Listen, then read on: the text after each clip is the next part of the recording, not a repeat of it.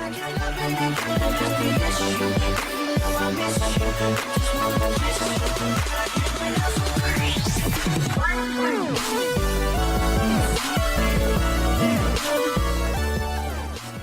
class is back in session.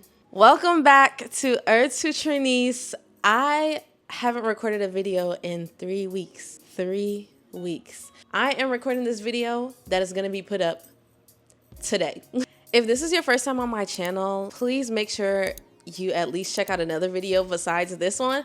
This video today is going to be very barely edited, if not unedited completely. As you can tell by the title, I'm going to be talking about 3 things that I wish I knew before joining the Navy. Because if you're thinking about joining, I just need you to know. I need you to know. I just hit 3 years in the Navy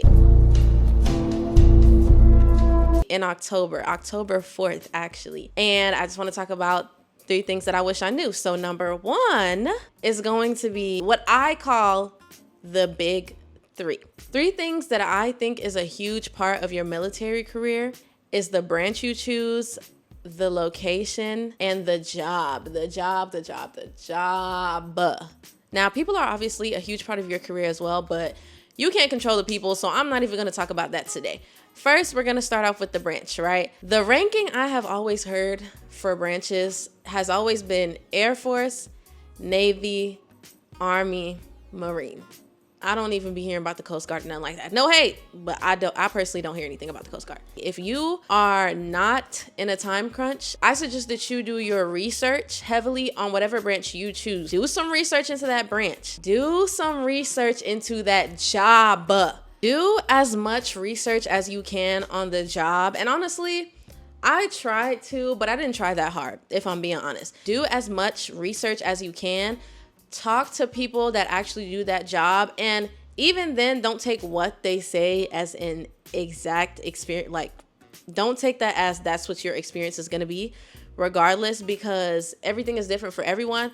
But make sure you find out, like, the type of hours that they do, if you can, what the ranking time is for that job, because that's what blew me. I am in medical, and before I joined, no one told me that being a medical, I think, is the hardest rate, which is what the job is called, the hardest rate in the Navy to rank up in.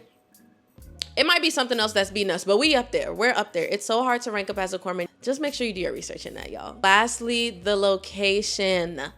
The location of where you go. Now, obviously, you can't find out where you're going to go, right, before you join. In my rate, we kind of had a little bit of a choice, and I got exactly what I wanted, which is Japan. But baby, let me tell you, if I was not in Japan and I was surrounded by these same type of people in somewhere like Virginia or something, I would be depressed. I would be depressed.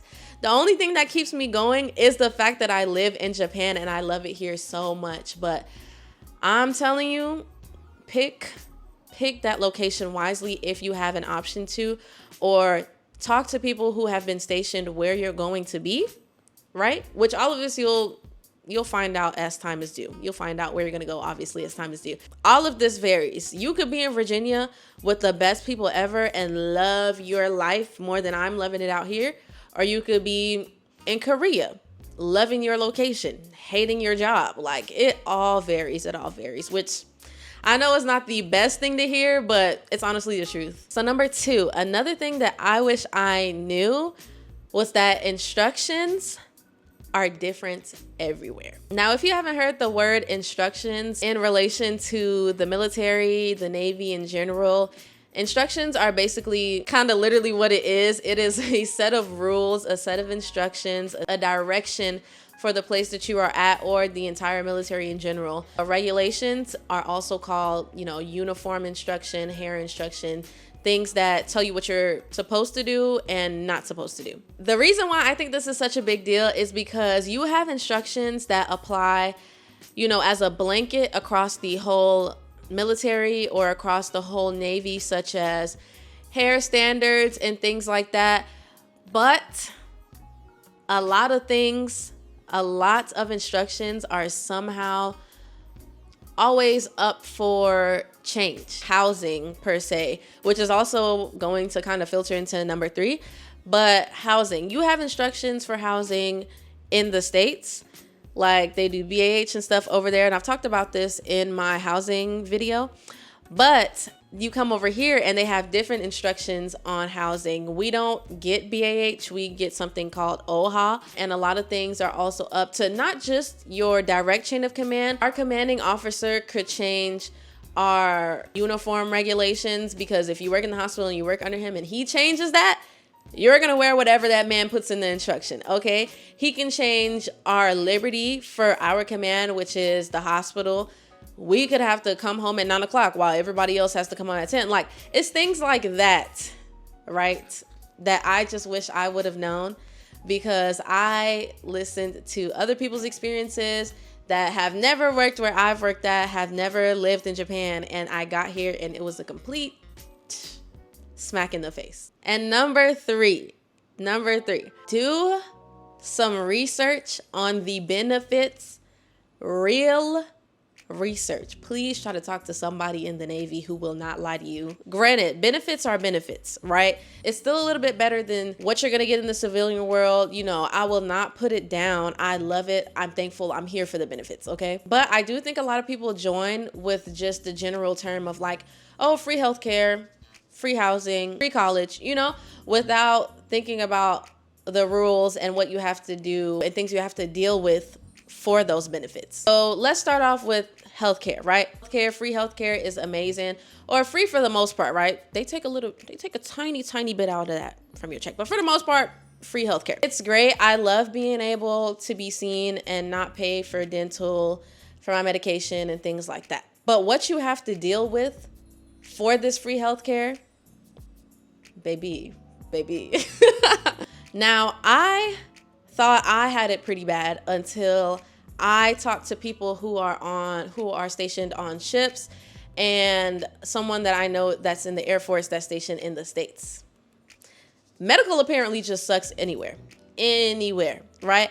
As far for me, it's not that bad. It's pretty hard to like get an appointment. When you do get an appointment, specifically where I'm at, you don't get a lot of, consideration for what you're actually going through.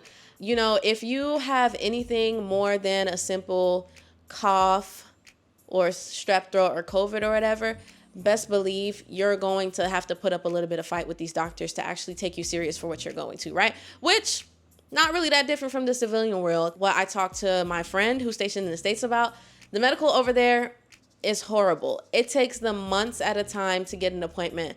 When you get that appointment, you can only talk about one thing. So God forbid something else happened to you in the span between when you set the appointment and when you actually go to the appointment. You can only talk about one thing. All across the military, I think they just like to shove ibuprofen in your face. Like, yes, you're getting free healthcare and you're getting what you pay for.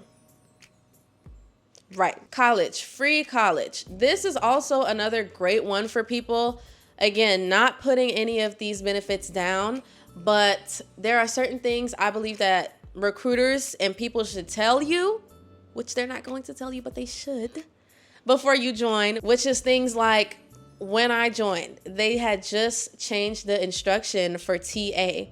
When I got here, all I know is they just changed the TA instruction to, you have to be in the Navy for at least 3 years before you are able or eligible to apply for TA, which is tuition assistance. Which, if I really joined for free college, I would be sick, because 3 years in, and everybody has a 4-year contract. That's how they get people to re-enlist, by the way. As a person who kind of just planned to do one contract, 3 years for TA is kind of ridiculous. But what I will say is that regardless of me being in the military, I have been able to still get FAFSA, which may not be as good as TA. I don't know. I just hit 3 years, so I haven't used it yet. But FAFSA is definitely what has been taking me through my college classes so far. Yeah, just look into things like that if you're joining like specifically for free college. Another benefit would be bonuses. I didn't know about bonuses before I picked my job.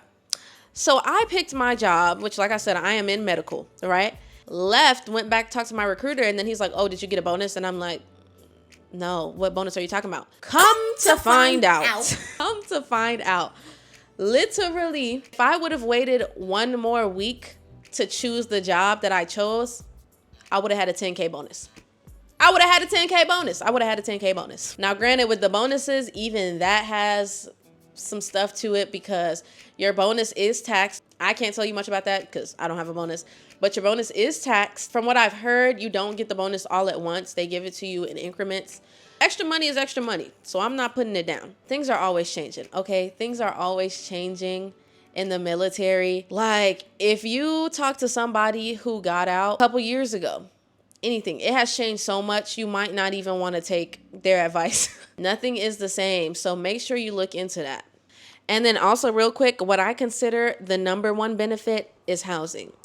Now, there are some stipulations to that as well, but when I tell you, I see the price of rent outside, and I know the price of this rent right here, I don't know.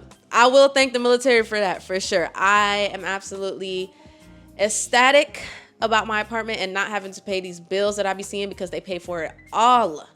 They pay for it all, okay? I personally think that's my number one benefit. Healthcare comes in a very close second, though, because you need that. I need that. You need that. I need that. I hope this gave a little bit of insight and a little bit of help to anybody who's thinking about joining the military or the Navy specifically. I can possibly do a longer video if you guys want, but I definitely have been so worn out from work, so tired from the hours, and just trying to adjust to, you know, the weather, the seasons changing, all this stuff. I kind of felt really bad that I didn't record for the past 2 weeks, so I just wanted to give you guys something really quick, you know, show you guys that I'm still here. I'm not quitting. I'm not giving up. So yeah, if you haven't already, go ahead and click that subscribe button. Give this video a like and comment if you would like. Let me know if you want to find out anything else about the military or if you have your own experiences in the military. I will see you guys next week, or maybe the week after. I'll probably see you guys the week after next on Earth to Trinice. Like I love you, wait. They don't love you like I love you now. Wait. They don't love you like I love you. I miss you. I really wanna kiss you, but I can't. Baby, you know that I miss you.